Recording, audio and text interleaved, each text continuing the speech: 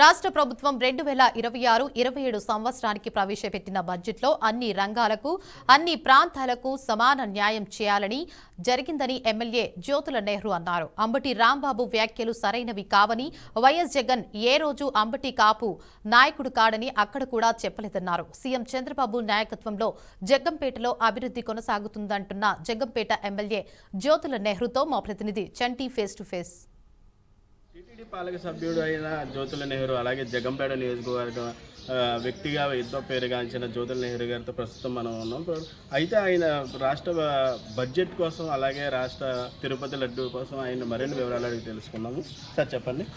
రాష్ట్ర బడ్జెట్లో అన్ని రంగాలకు అన్ని ప్రాంతాలకు సముచిత స్థానం కల్పించారని అనుకోవచ్చు.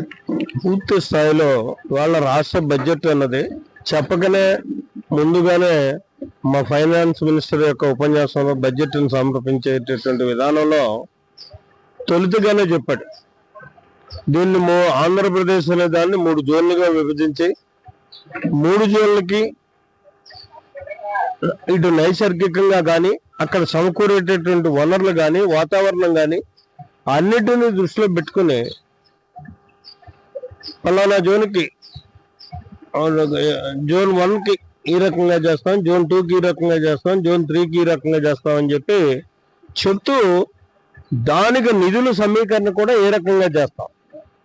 దీన్ని చేయడానికి సుమారు 28,000 కోట్ల రూపాయలు కావాలి అని చెప్పేసి బడ్జెట్లో ఉటకిస్తూ ఆ నిధులను కేంద్ర రాష్ట్ర ప్రభుత్వాల సహకారంతో మరియు ప్రైవేటు భాగస్వామ్యంతో చేయడం జరుగుతుందని చెప్పినటువంటి పరిస్థితులు. ఎందుకంటే చాలా సంక్షేమాన్ని అన్నదాన్ని చాలా సమపాలనలో ఆయా సామాజిక వర్గాల జనాభా నిష్పత్తి ప్రకారం స్థితిగతుల ప్రకారం ఇక్కడ కేటాయింపులు చేయడం జరిగింది. అంటే ఎంత ఎక్సర్సైజ్ చేసి ఈ బడ్జెట్ను రూపకల్పన చేశారు అనడానికి ఇది ఒక్కటే నిదర్శనం సరిపోతుంది. సార్, ముఖ్యంగా సూపర్ 6 పథకానికి ప్రభుత్వం సక్సెస్ చేసిన నేపథ్యంలో రాబోయే రోజుల్లో ఏ విధంగా ముందుకు తీసుకెళ్తారు? ఇప్పుడు ఇక్కడ మీకు ఏంటంటే మీరు అడిగిన దానికి పూర్తిగా సమాధానం చెప్పిన తర్వాత మీరు అడిగిన కూర్చొని చెప్తాను. అలాగే ఒక సంక్షేమానికే ప్రాధాన్యత ఇవ్వడం కాదు, అభివృద్ధిని కూడా ప్రామాణికంగా తీసుకుని ఇవాళ ఇరిగేషన్ సిస్టానికి కానీ వ్యవసాయానికి కానీ R&B రోడ్లు రవాణా సౌకర్యానికి కానీ పంచాయతీరాజ్ శాఖ కానీ ఇవన్నిటికీ కూడా ఆయా అవసరాలకు అనుగుణంగా నిధులను కేటాయించి ఇక్కడ జోడెడ్లు బండిలాగా అటు సంక్షేమాన్ని ఇటు అభివృద్ధిని కూడా రెండోది మీరు అడిగింది సూపర్ 6 పథకం. ఈ సూపర్ 6 పథకం అన్నది ఇంకా సక్సెస్గా ముందుకు వెళ్ళడానికి సరిపడేటటువంటి విధానంలోనే ఈ బడ్జెట్ రూపకల్పన జరిగింది. చాలా గర్వంగా చెప్పుకోగలం. ఇవాళ సూపర్ 6 అన్నది సక్సెస్ఫుల్గా మేము ఇవ్వగలిగాం.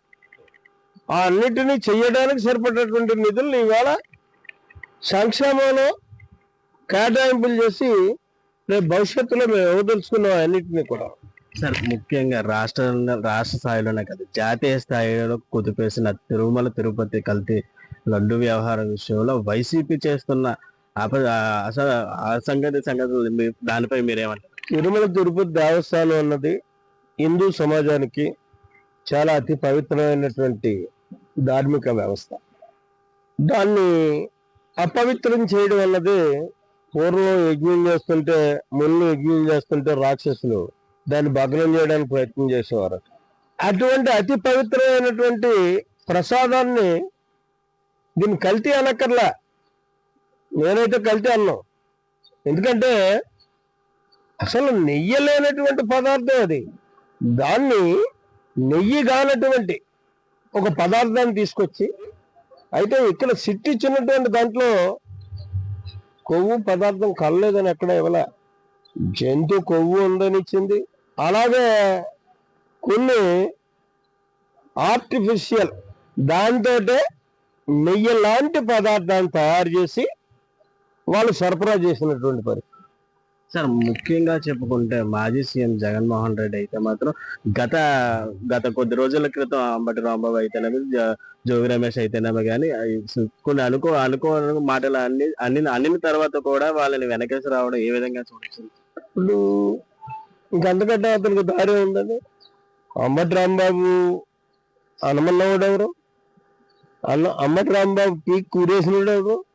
ఆయనకు ఇప్పుడు దాకా అంబటి రాంబాబు కాపు నాయకుడు ఏ రోజైనా చెప్పాడండి? అతను మంత్రిగా ఉన్నప్పుడు కానీ, ఎమ్మెల్యేగా ఉన్నప్పుడు కానీ, లేకపోతే కార్యకర్తగా నాయకుడిగా పనిచేసినప్పుడు కానీ ఇదే జగన్మోహన్ రెడ్డి ఏ డయాస్ మీదైనా ఇక ఏ సందర్భంలో అయినా అంబటి రాంబాబుని కాపు నాయకుడు అని చెప్పాడా? ఇలాగనకూడదు, ఇలాగనాల నిజంగా వాడు తెలుసుకుంటే. వాడు అంటున్నానంటే వాడితో నాకు ఉన్నటువంటి అనుబంధంతో అంటున్నాను. చివరిగా చెప్తా, జగ్గంపేట నియోజకవర్గంలో అభివృద్ధి రాబోయే రోజుల్లో ఏ విధంగా ఉందని అనుకోవచ్చు? ఇక్కడ అభివృద్ధి జగ్గంపేట నియోజకవర్గం అభివృద్ధి. దాన్ని మళ్ళీ ఎడమర్చి చెప్పడం దానికి నేనే కాకుండా నా కొడుకు నవీన్ కూడా అదే రకంలో తెరపించేస్తున్నాం. అభివృద్ధికి పురాదాన్ని తీసుకుంటూ ముందుకెళ్ళడమే మా విధానం. సార్, వచ్చే ఎన్నికల్లో మీరు అన్నట్టుగానే తండ్రి కొడుకులు ఇద్దరు ఎన్నికల్లో ఎమ్మెల్యేలుగా చూడగలం. నేను అనుకున్న దాన్ని సాధించడం అన్నది ఎప్పుడు నాకు అలవాటు. ఖచ్చితంగా మీకు ఏ రకమైనటువంటి అనుమానం లేదు. మేమిద్దరం కూడా శాసనసభలో అడిగడతాం. Thank you sir. ఇది జ్యోతుల నెహ్రూ గారు మనతో చెప్తున్న మాటలు. అయితే రాబోయే రోజుల్లో జగ్గంపేట నియోజకవర్గాన్ని మరింత అభివృద్ధి పదవులను నడిపిస్తూనే మా తనయులను కూడా శాసనసభలో అడుగు పెట్టిస్తానని, అయితే వైసీపీ విషపూరిత చేస్తున్న ప్రచారాలలో అంబటి రాంబాబు కూరుకుపోయాడని ఎన్ని తెలుసుకోవాల్సిన ఆవశ్యకత వైసీపీ నాయకుల్లో ఉందని ఆయన చెప్తా ఉన్నారు. ఏదైనా సరే రాబోయే రోజుల్లో కూటమి ప్రభుత్వం మరింత అభివృద్ధి పదవులను నడవడం ఖాయంగా కనిపిస్తుందని జ్యోతుల నెహ్రూ గారు చెప్తున్నారు. కెమెరామెన్ విక్రమ్ తో రిపోర్టర్ చంటి, కాకినాడ.